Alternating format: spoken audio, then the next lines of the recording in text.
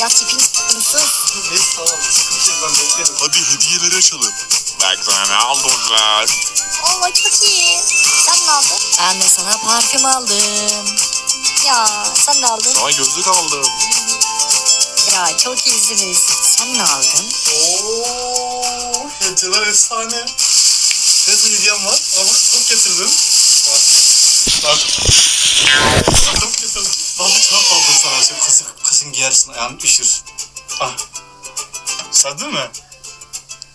Ya bu ne o çocuğu, Allah tüm belanı ver ya, böyle şeyler ne alıyorsun bana ya? Ne kodum çocuğu. Ya kes. Lan.